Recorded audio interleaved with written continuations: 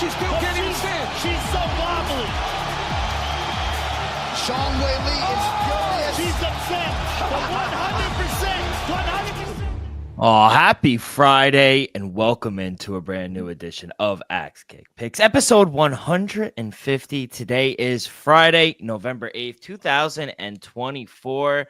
Joe, good to be with you. First question off the bat. Are you safe? Monkeys are going wild in South Carolina. I'm always packing. South Carolina, baby. If just know, any listener, if you step on his property, he is packed.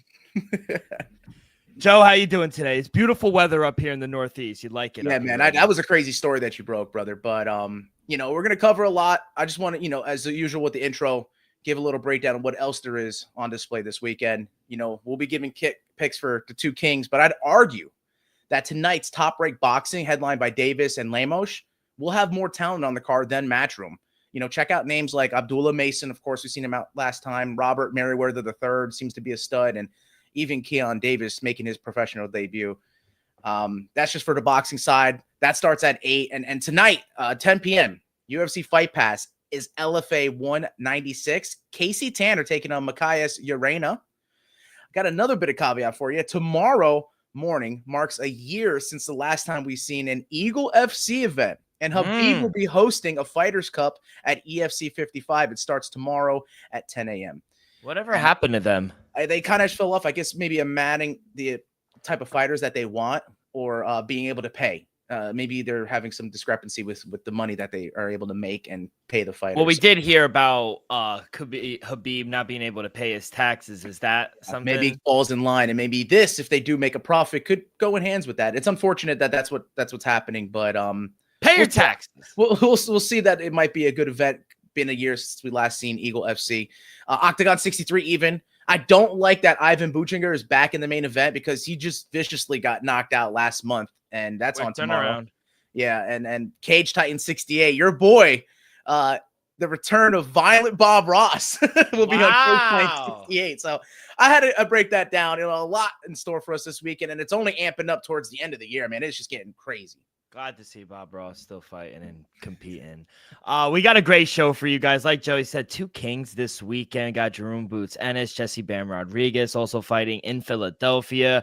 169, 8 p.m. tonight. Joey will have plays over there.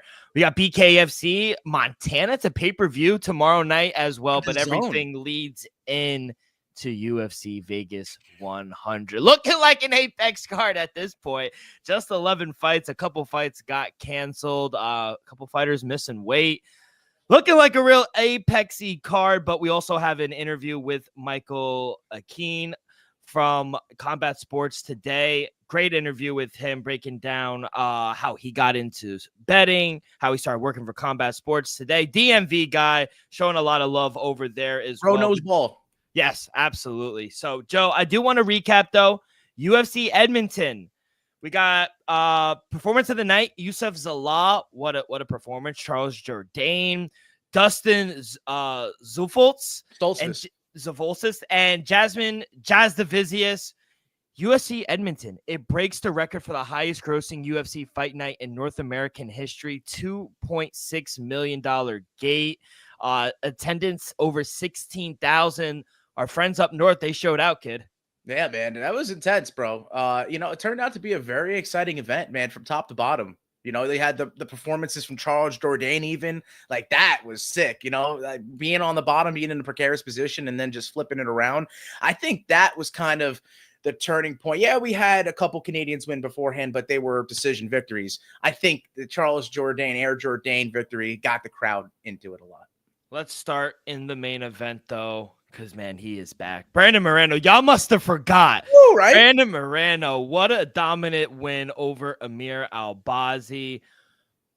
To be honest, I had Amir Albazi. I thought it was worth the plus 145, plus 150, whatever you're able to get. But Brandon Moreno, he took some time off. He really recovered his body. And, I think his mind is clear, and he was able to be that fluent.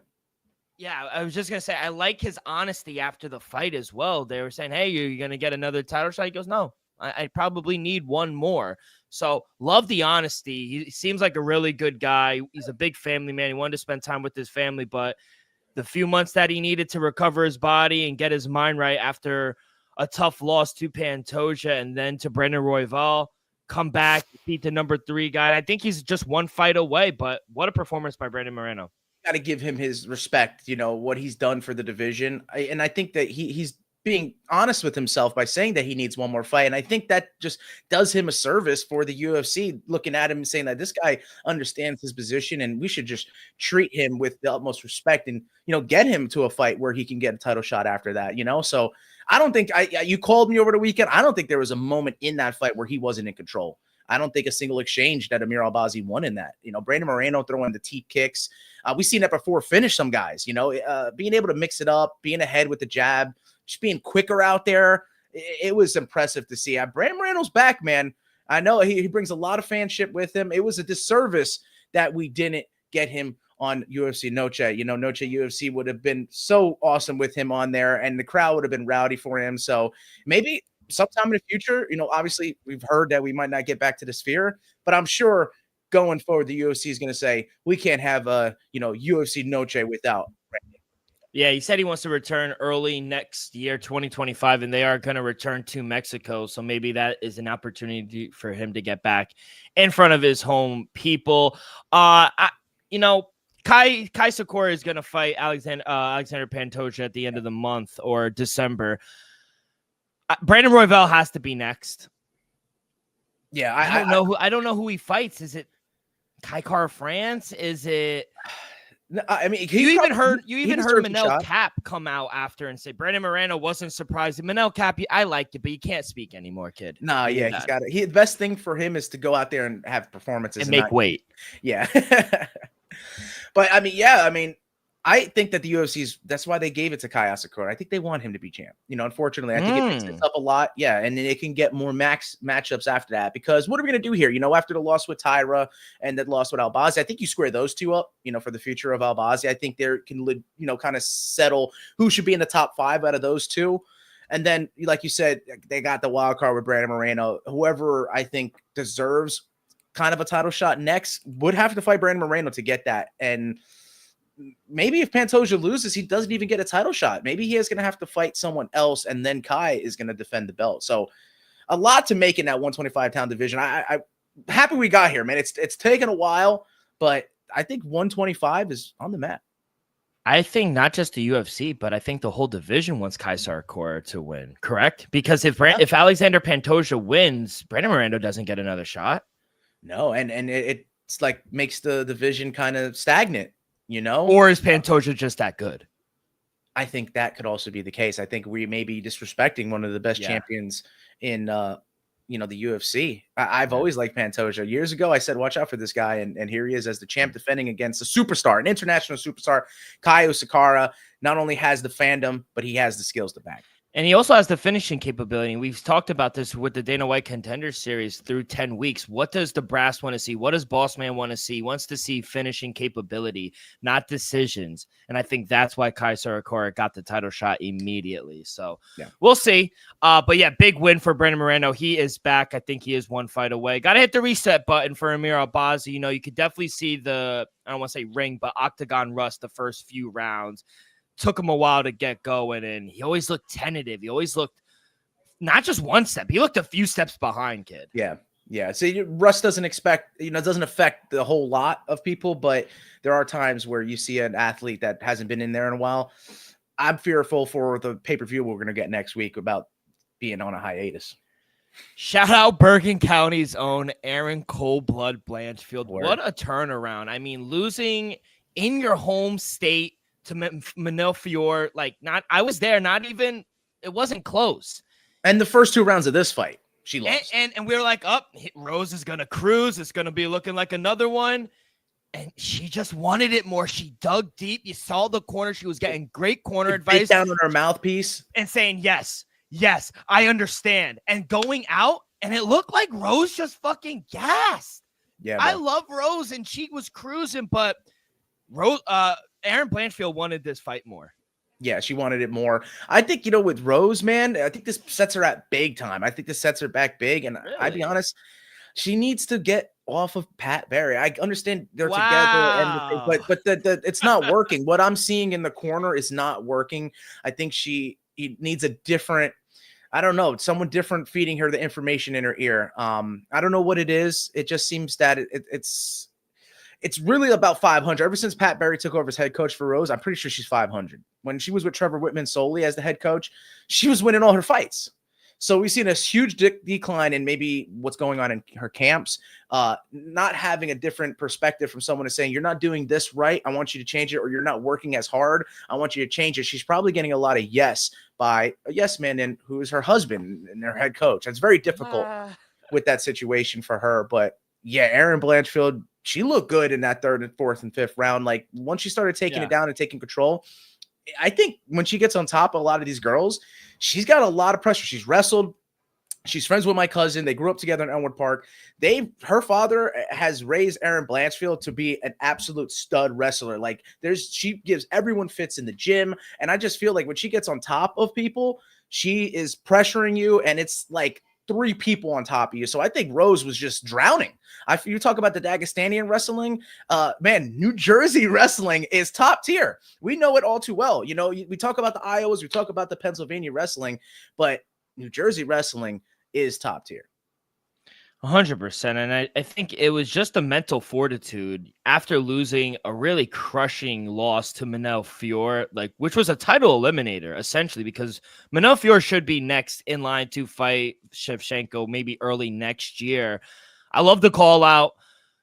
You think she's one fight away still? She has to fight Alexa Grasso, right? To get that. Seems kind of like a revolving door right now in a lot of the fighters and flyweight.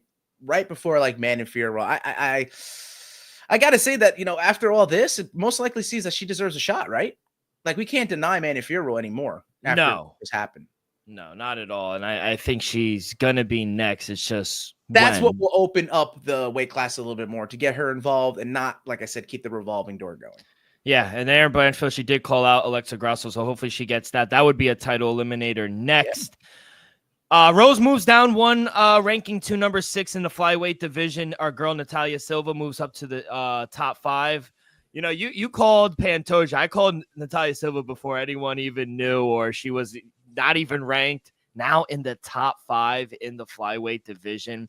You got to figure either Rose has to take a step back. Maybe I don't know, because she's fought these girls. She's fought Tracy Cortez. She's fought Amanda Hebos. Who does she fight? Not Jessica Andrade again. You don't want to put her against Natalia Silva either. I mean, honestly, off a loss and someone who's on a win streak right now, I hate to make a name off of Rose, because we know we love Thug Rose and she's the part of our introduction. Future Hall of Famer. Future Hall of Famer, undoubtedly. But Jasmine Jasudavicius is making a case for herself, and I think maybe she should fight Rose Namajunas to break into the top 10 and maybe even the top 5. That's a great call out. Yeah, because Jasmine, she just went up one ranking. She's at 13. She's always wanted that Tracy Cortez. Yeah, that good stylistic master. We just saw Rose struggle with wrestling. Jasmine has some good wrestling. 100%. You saw Jasmine wrestle and her get the submission win over her opponent. So yeah, Erin Blanchfield, big win. Jersey's own. I got that one wrong. Was not a good night. I mentioned, like I said, Jasmine Jasudavicius, she got the submission win in round 3 against a very game Andre De Silva, and they said get the fight to the ground, because on the feet that's your world. Yeah, on the feet, De Silva was kind of tagging her a little bit, but Jasmine, she another good corner advice, and she listened to her coaches and got this fight to the ground. Yeah, exactly. Yeah, if you see a fighter responding well in the corner, that means they're in it. They're invested in the fight. They're also very aware of what's going on. And it's hard to do sometimes. Sometimes you know what they always say, I don't know, I just black out, that's not that just shows maybe your intelligence, or you're not aware of the situation that you're in. And the fact that she was conscious throughout that and responding to her coaching in her corner just shows that she's evolving as a fighter, and she may be ready for that jump that I just mentioned. To fight a Rose, that's a big step up, a big name. Could be kind of intimidating, but I feel like she's worked herself to get to that spot. 100%. She did get the performance of the night. Dustin, that was surprising. What a knockout. Marc-Andre Barriault, I mean, he's chinny. First round, 4 minutes in, gets KO'd.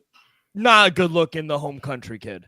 No, I mean, I didn't expect a lot from Dustin Soltfus, so he surprised a lot of us. He surprised the public. He surprised the analysts. You're hearing Cormier talking about it when he got that knockout. Oh my God! it was surprising. You could see even the professionals were surprised by the win from there, because you look at Marc-Andre Barreau fighting at home. I think he has a rather good record, and he tends to just wear people out. That nickname Power Bar, he does live up to it. So the fact is, he's gotten caught a couple times in the first round. I think Stoltzfus maybe had done that, known that, and decided to execute on the game plan. And kudos to him, because he kept his career alive in the UFC. I'm sure he'll get another fight. Unfortunately, maybe I go 0-3 on the night. Mike Malott did not get the finish. Tough Trevin Giles, though. I'll say that. He's always been tough. Look how game he is. We talked about prior to the fight last week. Yeah. Look at the level of competition he's fought. He's fought the who's who. So to think that Mike Malott, it's moving up too, right? It wasn't at 170. That fight was at 185, right? No, it was at welterweight. Oh, okay. Well, hey, I thought that they moved up a little. I would say that's kind of impressive by him. But so Trevin Giles moved down to make 170. So, maybe not carrying a lot of weight, maybe not carrying a lot of power behind his punch, or just not used to the speed at 170. That's something which you get when you move down. You get a little more faster opponents. Amin Zahabi, big win, unanimous decision over the legend Pedro Munoz. Like we said, Charles Jourdain gets a submission over Victor Henry in the second round. Yusuf Zalal, what a performance, submission in the second against Jack Shore, a really good fighter as well. Zalal's on the tear. And this is a guy that took the champ to decision. So we don't know. This is a second stint in the UFC. We talk about Brandon Moreno. Yeah. This is another guy. Absolutely. He's a guy. Yeah, man. And I just got the skill set all right. I think the losses and getting out in the first time made him a better, well-rounded fighter, because you could see that the grappling has now caught up to the striking. He's always been a striker first, but now it seems he can do it all. 100%. So yeah, big win for Zala. Our boy Alexander Romanov. Ah, that's your boy. Big win over Rogerio Namajunas. I like that he competes in grappling while he's a full-time fighter. That shows he's ready to take on all comers. Did you think Garrett Armfield won? Or was that I do think that was kind of controversial, and maybe just like with the first fight of the evening. No, that was robbery. Based decision-making towards the Canadian fighters. Yeah. Cody Gibson, though, good win. Good win for Cody Gibson. Yeah, Chad's always tough out. I thought he might have caught Cody Gibson because he doesn't have a good record in the UFC, but now I think he's 2 fights over 500 in the UFC, and I think that goes back to his first stint. So this was a kind of reminder that you can get a second chance and you can make a lot out of it. 100%. I did not make a lot out of it. 0-3 on the night. Big. I'm a loser. Just bad loss. You went undefeated, like I think a week prior or 2 weeks prior, and it was 208 or no, ebbs and flows, man. Ebbs and flows. You always. How did you do? I did a little bit better. I guess I carried a little bit more. We went 7-6 on straight up picks, but the parlay did hit. We made a live parlay for you last week. It was a 3-leg live parlay. It was Yusuf Zalal. It was Jasmine Jasdavicius, and it was proper Mike Malott. All three made you that plus 175. So I think we're profitable, even though not the best overall record. We still made some money. I love it. Hopefully I could get back on the wagon and get some wins here for UFC Vegas 100. But before we get to our interview with Michael Aquino, quick word from our sponsor. We are brought to you each and every episode by Viva Tequila Seltzer, the most refreshing hard seltzer on the market, hands down. There's no wonder why Viva was voted #1 hard seltzer in the world by San Francisco World Spirit Competition. With only 88 calories, 0 carbs, 0 sugar, and a light 4.5 ABV. Viva is the perfect drink for your post-game celebration, as it was created with that active lifestyle in mind. We flavored tequila seltzer because flavor is the spice of life, and we like our drinks just a kick, just like how we like our lives. Whether it's Huckleberry playing a round of golf with the boys or a new flavor coconut watching UFC Vegas 100, it doesn't matter. Our favorites pair perfectly with that Artisanal Blanco tequila for that subtle and refreshing drink. Our belief here at Axe Kick Picks and at Viva is to live long, live well, and live it up. And now, here is our interview with Michael Aquino. All right, great interview with our boy Michael, DMV guy, giving him some good insight. Favorite UFC, we were talking about it, Joe. Favorite UFC Apex moments, I had to tell him about the Halo moment, Mike Perry. I thought that was amazing. He brought up the Dan Hooker and Dustin Poirier. What's one of your favorite Apex moments? We've had a lot now. You stole the dang the Mike Perry one from me, bro. Like that is top notch, like hilarity, like one of the funniest one of the funniest moments. I'm pretty sure wasn't when Derek Lewis got the knockout and he did the patented "my balls are hot." That was done in Apex too. So it's, and I think he threw his cup out. So it's like a lot of the Apex moments are actually memorable, not even through the fights. They're the moments that happen prior or after, some of the hilarious moments. And I think there's a lot more that I may be forgetting, but I like the antics that may take place outside the octagon. You even got to remember fucking Zuckerberg rented out the whole Apex went for, I think it was like a meta thing. It was like a meta party where he just had it for all of his employees. I thought that was sick. Shit, if I was a billionaire like that, I'd rent it out for the boys too. Like, dude, we're gonna go see some fights. That's sick. Right. So yeah, I thought that was fucking cool. I had a little bit maybe on the opposite side. It was just like, how you mentioned Francis winning the belt over Stipe. Yeah. Like, there's a lot of fights in my eyes with the Apex that deserve, a audience, and I guess I could go on the opposite if you want. I could say I'm a little disgruntled that it seems we're going to continue the Apex cards. But even though we did talk about it with Mike, that, it's intimate. It has that little romantic feel that, as a viewer from home, you maybe get a little more into it than if you were to watch it in person. But in person, I feel like it could be, I guess it's just you don't have the opportunity to watch it with a lot of other people. You're kind of just pretty much in your own head watching the event, which I guess it was not a bad thing. I guess I'm a little overplaced with how I feel about it. You take the good with the bad, smile with the sad, love what you Yeah, I get it. It's a little more, but this is the last one for a while, especially for the year. They're doing renovations on, I guess it's the PI, right? Is that the same place as the Apex? Yeah, they're the same, maybe across the street. So whatever, they're doing renovations on it. So this is the last Apex card for the year, and then hopefully we get more. I mean, I like them. I'm not gonna lie. But there are some Apexy cards that like this one, unfortunately. I mean, fair. It wouldn't be UFC Vegas 100 if we didn't have fight cancellations. We would have people missing weight. It's unfortunate, but the fight we talked with Michael about, Miles John and Cody Garbrandt, that one was called off as well. The co-main event slot for UFC Vegas 100 has been cursed and now we got Ricky Turcios fight being done as well. Turcios has a medical issue, so the card goes in with 11 fights. Melissa Mullins, she missed weight by a pound. Your boy Zach Scroden, he missed weight by 3 pounds as well. Yeah. At least the main event is official. I'll say that. The main event is official. But Kayla, 11 fights. What do you got? Calm the nerves, the fact that the main event is still in play. If you lost that, I don't know. GM3, Reina de RDR main event. That's a new co-main. So let's get into the first fight. As you did say, Melissa Munn, she missed weight. It's in the bantamweight division, surprisingly so. So she's having difficulty making 135. I mean, it's like a Kayla Harrison situation in the past, taking on Claudia Segula. Mullins, a favorite, rightfully so, with her, history of being, she was undefeated prior to her loss. I think she fought Nora Cognole, and then Nora Cognole lost against her person. She loses to everything, Jacqueline Cavalcante. So, I don't know how much about Claudia Segula. The Polish fighter is a plus 250 dog. I don't see that her being light. Even though I love seeing dogs in the women's fights, I just don't see it. I don't like the level of competition. Sometimes fighting in Fame as an organization, they do put on some gimmicky fights. So I get very worried about that. I do agree with Mike. I think Melissa Mullins is the right side. To lay the minus 250 and incorporate in a parlay, man, I probably just, if we're talking units, I'd probably just double up on the unit. I wouldn't incorporate with any parlays because the risk of losing it, and I don't know how to play it. So I would just play it safe, take the money line, and maybe just lay an extra unit if you're talking units. So let's go on to a middleweight fight here.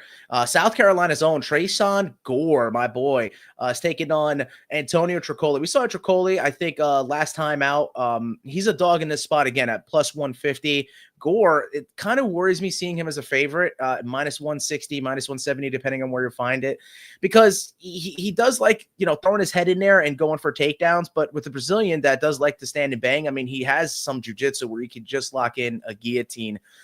Man, I didn't want to play this one too close to the chest. I'm going to go with the over. I think the over is more likely than not in this fight. Tresean Gore could grind it out a little bit. Antonio Tricoli could be going for a guillotine, but you know what happens when you gilly hunt? You wind up not getting it. The head slips out and you wind up on bottom when a guy's on top, who I hate to say, even though I like the guy, I do think he has a little bit of a lackluster finishing ability in the wrestling position. So I'd go with this fight, go to distance. I think you're better odds maybe if you do that, but I'll just play the over. Over 2.5 rounds is plus money. Let's do plus 110 on the over 2.5 rounds in the Tresean Gore versus Antonio Tricoli fight. So we've moved on to a bantamweight fight, man. We saw Cody Stamann live in Charlotte. He's a really good fighter, but he's got a tough matchup here against Damon Blackshear. Damon Blackshear being the favorite, surprisingly so, minus 250, and Cody Stamann around plus 230 dog. Man, is he live?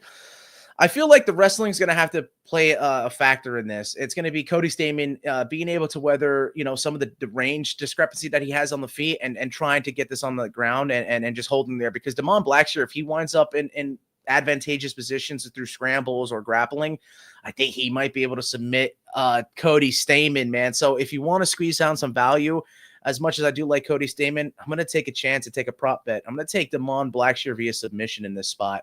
I think he can get it done. We talked about maybe jumping Gilly. I think he's a little more advanced of a jiu-jitsu guy to not jump Gilly if this dude's taking him down and maybe throwing something. He is one of the few twisters in UFC history.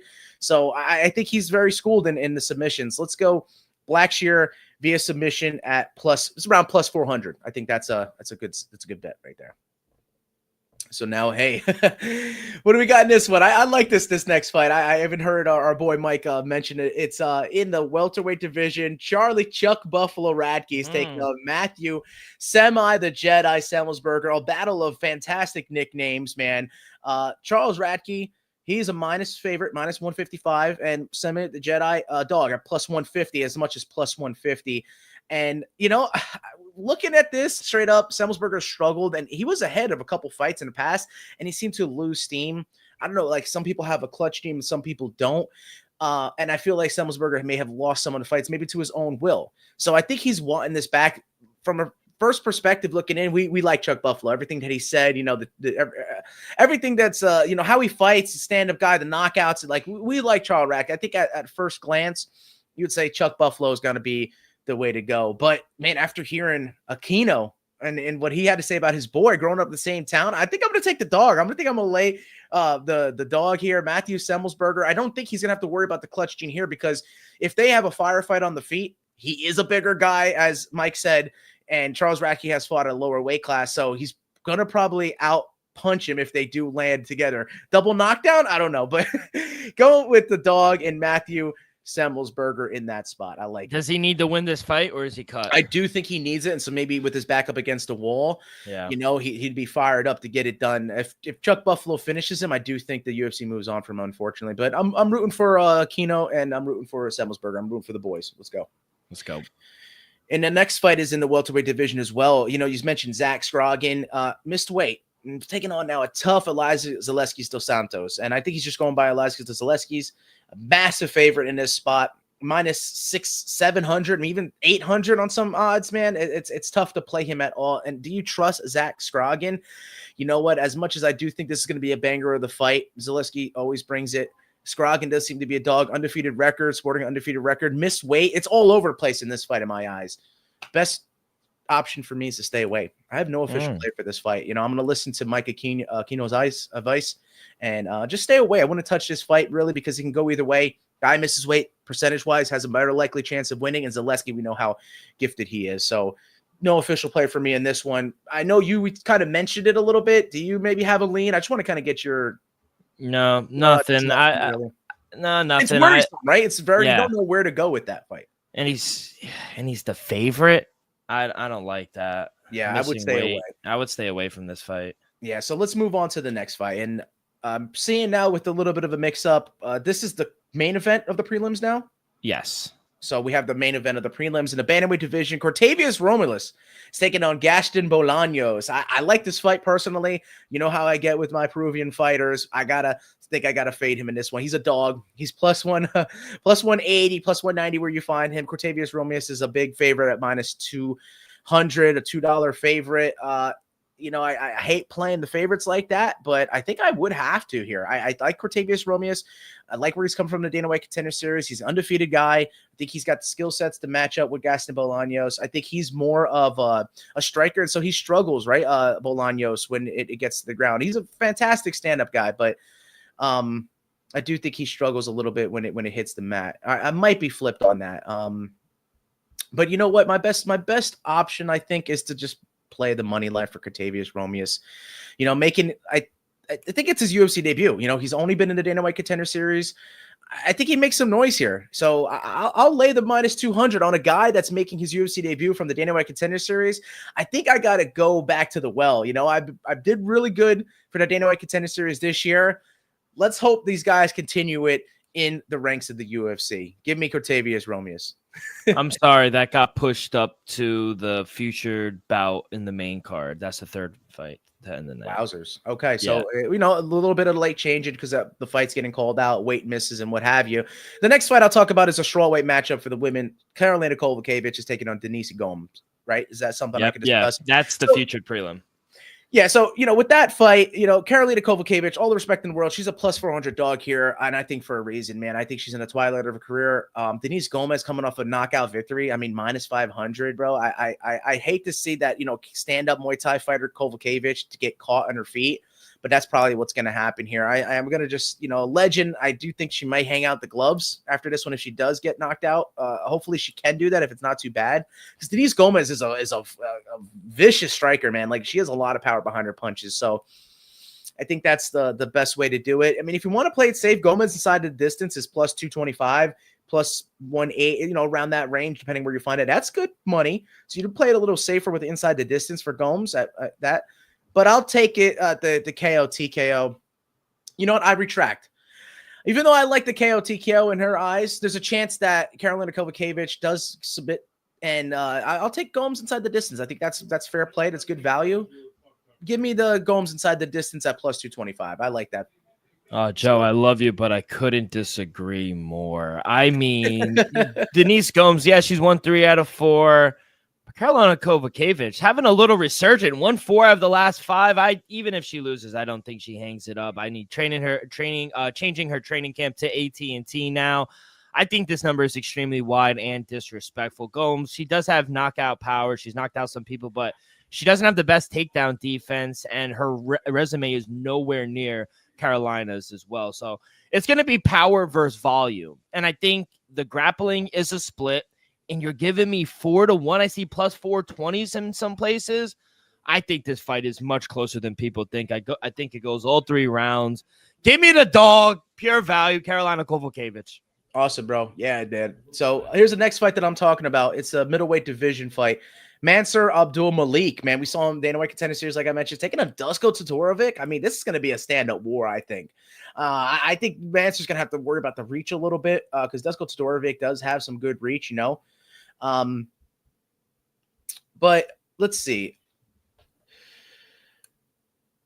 I think Mansur is probably going to be the right pick to take him straight up on the money line, man. I hate to say it. He's minus 400 here. You're probably going to have to incorporate him on a parlay. If we weren't willing to lay the minus 200 on Romulus, I think if you play them straight up, I think you take Romulus and you take Mansur. You take the Dana White. This is a live parlay that I'm making right now. You take the Mansur, Abdul Malik, and Cortavius Romulus. You take the 2 of them in a 2-leg parlay, minus 400, minus 200. What does the odds give you for those 2 if you're playing them straight up?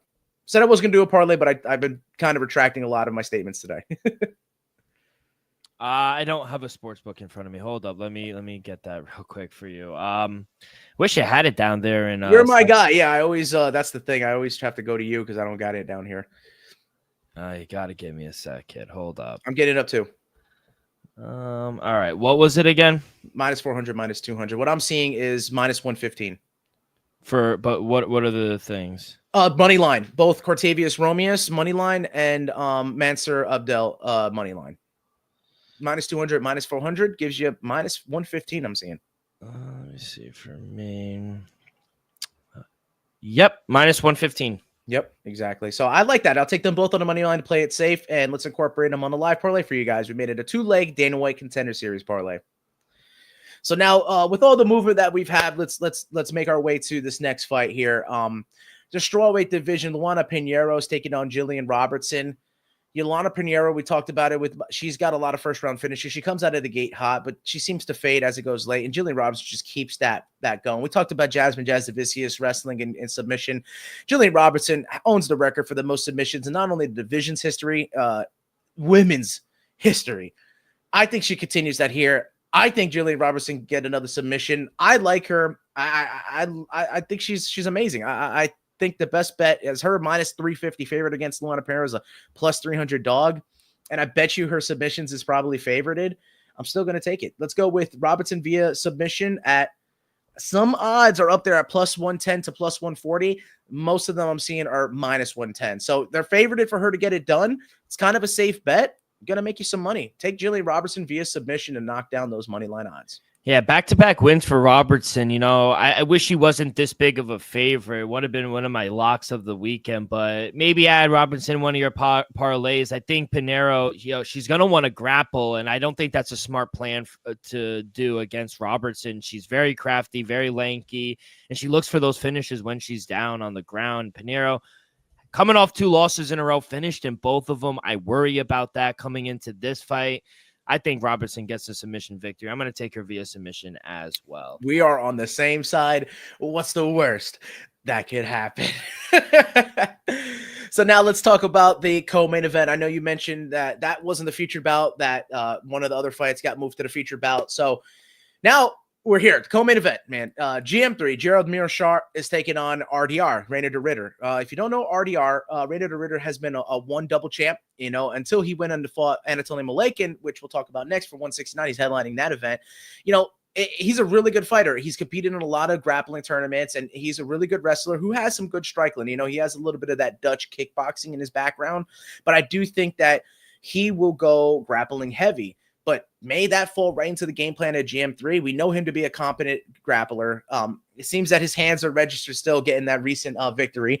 I like GM3 a lot, but I think they did RDR dirty in here, giving him that fight. I think they're basically saying something without saying it, is by saying that we don't think that the level of competition that one has is even up to par with what the UFC has. So they're giving him the GM3 test. Will he pass it? I think with flying colors. I asked that to Mike. I think he said it was going to be a tough bout. It definitely is going to be. But I just don't see a path to victory for GM3. I really don't. And that's unfortunate to say, but I think RDR is favored for a reason. I would hate to say this, that GM3 gets finished, but at minus 300, I think the best way to get value is to take him inside the distance. I take Reinier inside the distance here. Plus 110. It's almost favored for him to get the job done. And it might be, I'm not trying to disrespect GM3, because if he gets this win, it will actually benefit the UFC and prove that they're right with what they're saying, that one has nothing on them. Yeah, former 1-2 division champ, overall 17-2 in his career, lost to the same guy twice, 11 wins by submission, 4 wins by knockout. Good test for him. I agree. Getting the GM3 test right away. He's a big fucking guy, though. 6'4", long reach, lanky, crafty. I think he could bang on the feet. Cardio is questionable, and he gets no easy test, like I said, in his first UFC fight. Getting the absolute beast of a man, GM3, and at plus money, I think they're feeling it. I think they want us to take GM3, but I can't. I like Ridder here as well. I think he's going to be a little too much on the feet. I think he's going to be one step ahead of GM3 this whole fight. I like GM3. I think he's a good guy. I just think this is a bad matchup for him. Inside the distance as well for Ridder, plus 110. Hey, brother. We're on the same side in back-to-back fights. What is the worst that could happen? But, brother, we've made it. I mean, all the work, everything has led up to this. Everything the company has ever done, this is it. UFC Vegas 100. Okay, it's all led up to this, and to a Neil Magny main event. You couldn't ask for a better situation. I mean, we were talking about this for months, and now we're here. Plus 550. Is he live against Carlos Prates, who is just looking like an absolute savage? You know, he finishes opponents. He goes out and has a smoke break. I mean, it's unbelievable to watch. I'm going to hand it off to you. What are you taking in this main event? One of my goals in life, meet John Jones and also smoke a Newport or a Marble. Like, what kind of bogeys is what is Carlos? He smoking? Exactly. What kind of guy? He looks like he's so pissed out there where he just wants to go outside and have a fucking smoke break. I love this fucking guy. I'm not gonna lie, I want to go and have a smoke with him. Like going out in the imagine me, you, Big Joe, and Carlos Prates in the back smoking a bogue right after he goes and fucks some monkeys up that escaped in the zoo. Holy shit. I'm telling you, I love Neil Magny. But, and I'll record it for you guys. If Carlos Prates goes and knocks him out, I'll smoke a fucking cig on the next show. Hey. I'll go out and support it and smoke a cig with him. He's amazing. I mean, 3-0 in the UFC, all by knockouts. Now, he's not the most technical, but when he explodes and knocks him out, it is furious. I mean, and Magny, he's the real test. We said it with Michael in the interview. Death, taxes, and Neil Magny by decision. Only 3 things you can guarantee in this fucking life. I'll say this, though. Magny, I think he can surprise people in these types of fights, though. You know, he's versed the who's who, and don't be surprised if Magny could stretch this fight over. I was talking about the over 1.5 rounds. I like that as well, minus 134. I think he could do a good job staying on the outside, working the clinch, just making this a dog fight, making it a grind. Carlos Prates, he's good on the feet, but he's not the best on the ground. Plus 650, Joe, is a huge number. I like Carlos Prates. I think he's a good fighter, but he's very overpriced right now. Even for him to win by KO, TKO is minus 400. I'm not taking that. No, thank you. You got $10 to $15. Throw it on Neil Magny because he's a dog and he can make this a tough fight. Plus 650. Give me Neil Magny. Let's go. And you went to take it safe, bro. I went for it. I went all in for the gusto. Because like exactly that. We like Carlos Prates a lot. We think highly of him and going forward in his career. And he can very well beat Neil Magny in this spot. But I did it. Death, taxes, and Neil Magny by decision. Give me the plus 1100 via whatever you see. He is massively underrated in this spot. And like Aquino said, if he takes him down, I think it's going to be a long night for Paredes. Neil Magny cruised to a decision with that. Man, making you guys some money, even though we like Carlos Paredes, take Neil Magny. Let's go for UFC Vegas 100. I know Neil Magny got knocked out in his last fight, but he's still surprising. He defeated Mike Malott after losing 14 minutes of that fight. Never count this fucking guy out. Never count him out ever. And we're not doing it in this spot. Couldn't pay me to do it. Yeah, you would have paid me to do it. So I love it. I love it, Joe.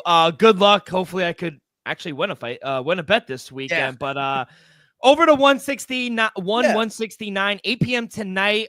Joey, what do you got? Brother, quick 3 fights to start it up. Strawweight Muay Thai. Leaf is taking on Walter Goncalves. Atomweight MMA. Akia Mayura is taking on Macarena Aragon. Featherweight Muay Thai, Eddie Abasolo is taking on Muhammad Yunus Rabah. So a couple of fights that I'm not being a part of, but I'm sure if you tune in, they'll be entertaining. I had to mention what exactly you'll be getting because one tends to do that with their cards. They'll mix up the type of fight you're getting. And we're actually getting the debut, as you mentioned in a couple episodes past, Cade Rotolo fighting in MMA on this card. So it starts out in a heavyweight MMA. Marcus Buchecha Almeida is taking on Mira Alakbari. And Alakbari is a stand-up guy. This is a clash of styles. A jiu-jitsu guy taking on a stand-up guy. You know I'm going to be biased in this one. Give me Marcus Buchecha Almeida to take him down and maybe submit him. I'll just take him straight up because I just feel like he has more ways to win, even though he'll be at a significant disadvantage on the feet. I'm going to be biased towards my grapplers.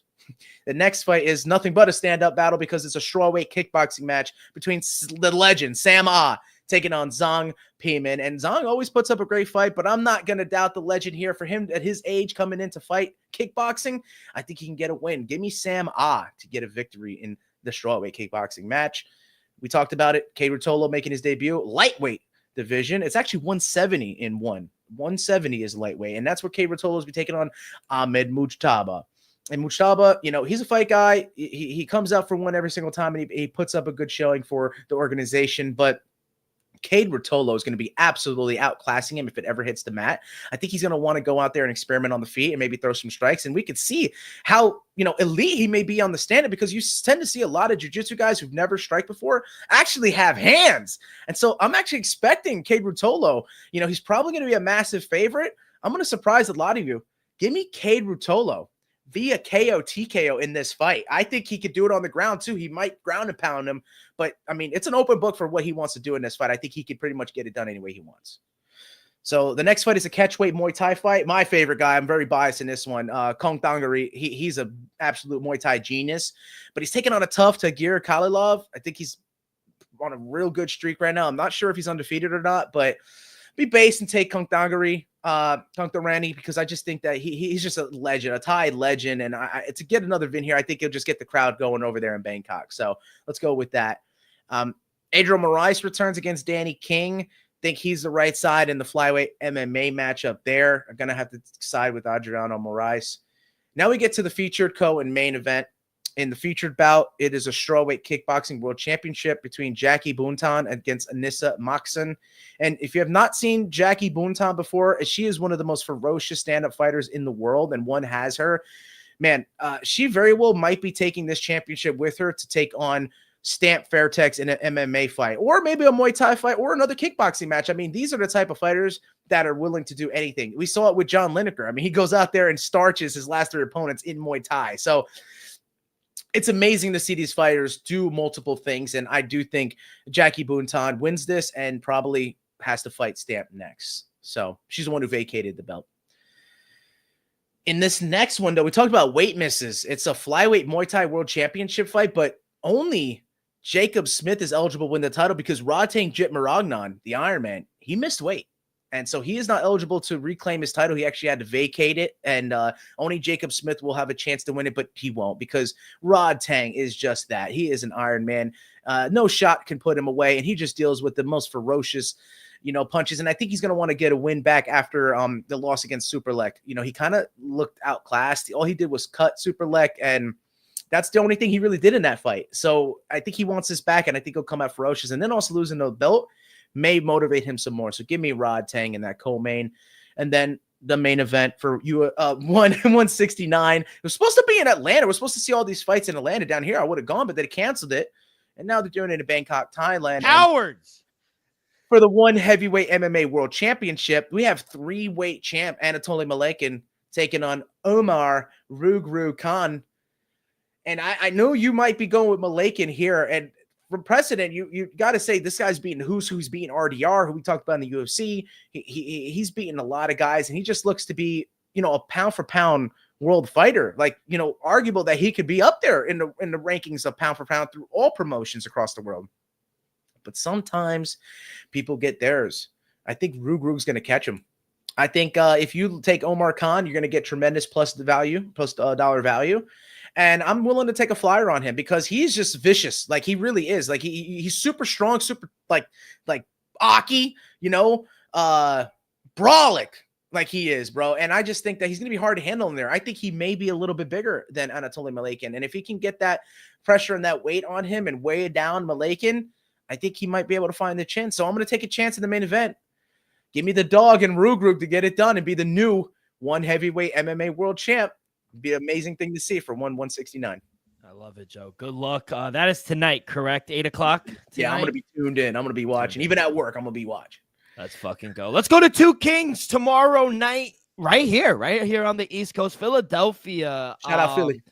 Got Jesse Bam Rodriguez taking on Pedro Guevara. A lot of big age discrepancy. I'll tell you that. Obviously, Jesse is much younger. He said he's a few years away. I know that fight is what we want to see him against Inoue, but he said they're a few years away. He respects Inoue, and we'll see if their paths cross. And then obviously it all leads up to Jerome Boots Ennis in the main event. What do you got, kid? What are we thinking for Two Kings? Yeah, brother. I'll start it out with the featured bout. I'm touching that fight because I know a little bit about Raymond Ford and Orlando Gonzalez. And this fight is for the WBA Continental Super Featherweight title. Gonzalez, he almost has like a timeless style. It's that classic offensive-minded style, but it might fall right into the game plan of Ford.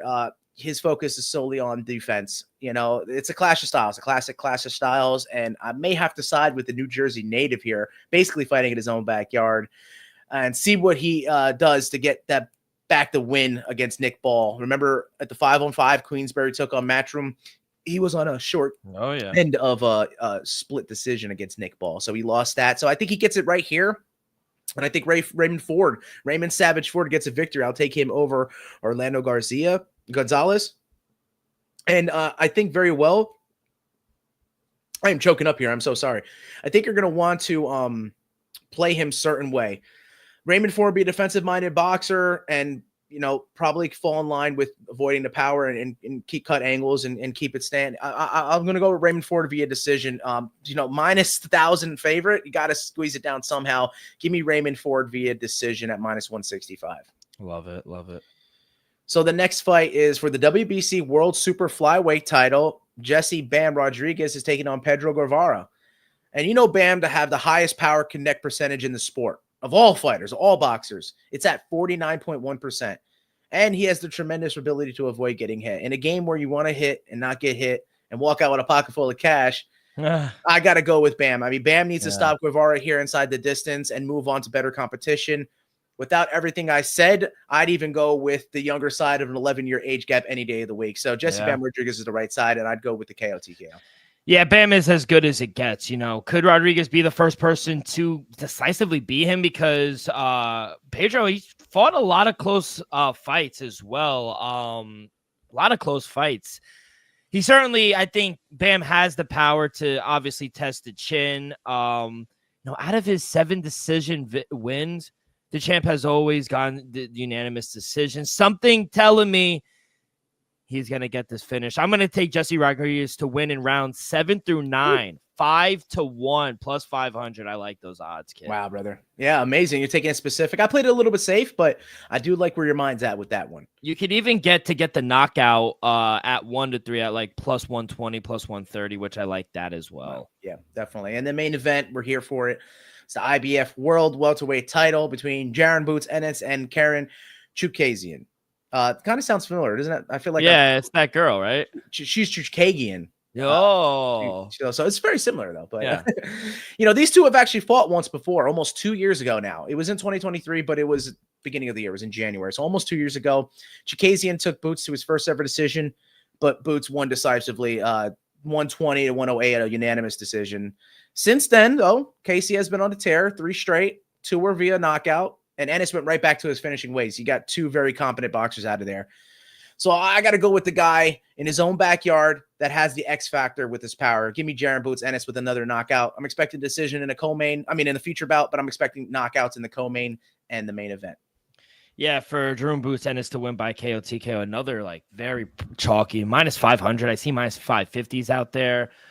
To win by decision is plus 380. I'm gonna go rounds, kid. I'm gonna go over 6.5 rounds at minus 155. Chookagian, he's a solid defender. He managed to disrupt Boots Ennis' offense and kind of neutralize his power, but he just couldn't capitalize on it, like you mentioned. So I feel like a similar fight will unfold here. Chookagian backs up his hands, really hoping to kind of lure Jaron Boots Ennis in where he could kind of get to the clinch, but he's going to get outworked as the rounds go by. Ennis will probably push the pace, try to get that stoppage. He does have the power, I think, but he might have to settle for another decision one more time. I instead of going this method of victory, I'm going to go over 6.5 rounds at minus 155. It's a little chalky, but I think the juice is worth the squeeze here. Yeah, and if you want to get some squeeze out of, even though it's very specific, my bets, there are a little safer compared to what D-Rock gave you the rounds. Mine are just general. So if you took Raymond Ford via decision at minus 165, Jesse Bam Rodriguez via KO TKO at minus 290, and then Jaron Boots Ennis via KO at minus 500, those odds gave you plus 160. So nice. I think you can get a little bit better off of it if you just incorporate the parlay. Love it, kid. Well, good luck. Like I said, that is tomorrow night in Philadelphia. Should be a really good night there. Let's get to some news before we close out the show, kid. Nate the Train, he is back December 7th, UFC 310 against Doo Ho Choi. I like that. Hey, hell yeah, bro. A shotgun right hand, Doho Choi. Doesn't like fighting backwards as much, and that's where Landwehr is going to have to incorporate the train, baby. I think he'll run right through him, unfortunately. As much as I do like Doho Choi, I think the style favors Nate Landwehr a lot. Unfortunately, I think I might go to this one. UFC Tampa, December 14th. Tracy Cortez is out against her fight against Miranda Maverick. Miranda Maverick will now take on a girl we just saw, Jamie Lynn Horth, in UFC Edmonton. She will now take on Miranda Maverick, UFC Tampa, December 14th. You like that? Yeah, I mean, not too quick of a turnaround, but yeah, stay active and keep on fighting. That's a good. It's a good opportunity. Yeah, for good her. Opportunity. Unfortunately, Sean Strickland said he will not be traveling to Australia to fight DDP UFC 312. He said they are looking to get him booked in Las Vegas in March. DDP said it's looking like he will return to UFC 312 in Sydney, February 8th. DDP said the UFC has not told him whether it will be Sean Strickland or Khamzat Chimaev. I am leaning Khamzat. Yeah, I'm Khamzat. Just saw Big 4-5 get in again to Big 4-7, so it's looking like it. Yeah. Yeah, I would actually lean towards Khamzat. Earlier this year, with everything that was going on with him, you would have said, oh, there's no doubt. I mean, there's no way he's getting a chance. But doing that to Robert Whittaker, I think cancels out everything. Yeah. And like you said, I think that is a lot of forces working for the UFC. We got Jake Paul next week and UFC 309. Jake Paul and Mike Tyson, man. I just want to let you guys know official different days. Rules. Yeah, different days. This is Friday, and then we have UFC 309. Yeah, because they wouldn't be able to compete with John Jones. Oh, no. He can't. We got 8 2-minute rounds, 14-ounce gloves, no headgear. Knockouts are allowed. November 15th, Jerry World, AT&T Stadium. What are our thoughts real quick? We're a week out. I think everyone's hoping. I get a lot of like older people saying, you really think that these guys are going to fight? I said, no, they're fighting all right. They're fighting. As much as I like Mike, as much as I like Tigers, I think Jake Paul knocks him out. Now, see, that's the thing, right? I think he knocks him out. I would hate to see that. I kind of don't want to live in a world of that is the case. To play the lesser of two evils is to say both guys look great. I'll be honest with you. And both guys are saying they're going to knock each other out. Jake Paul wins via decision. You heard? I think Jake Paul knocks him out in the first round. Oh, that's crazy. I don't know. I hope not. But I'm going to say via decision, Jake Paul. I think Mike gets rocked. I do.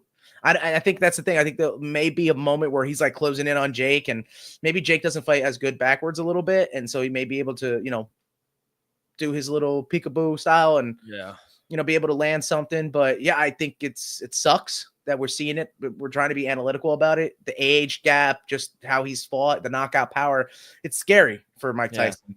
But like I said, I'm going to play the lesser two evils and say that, yeah, Mike may get hurt, but I don't want to see Mike Tyson go out. So give me Jake Paul via decision, and I'll, hammer that home next episode. Yeah, we'll definitely have our official plays next week. But let's get out of here. BKFC, 10 seconds left on the Zone pay-per-view tomorrow, 8 p.m. in Montana. Kid, what do you got? Hell yeah, brother. I think we're on a 3-episode streak with BKFC ending on you know what I'm saying? On 10 seconds left. So yeah, we're back at it again. BKFC on DAZN Montana, headlined by the Featherweight Championship. But I'll touch all 3 events, man. I actually think we need to do it because it's a little chalky on them straight up. So might as well incorporate a live parlay. Now that I'm seeing it, everything I've done has been live for us. The first fight's in the middleweight division. Carlos Trinidad Snake is -178, taking on Jack Dusola at +134. Got to go with Snake here in this one. He's -178. Take him Uzumaki straight up. The co-main event's a middleweight matchup. Alfredo Angulo is -200, taking on Julian Lane. Let me bang at +148. Do I normally like going with Julian Lane? Yes, but does he, kind of disappoint you at times? Yes, I think he's on a 4-fight skid.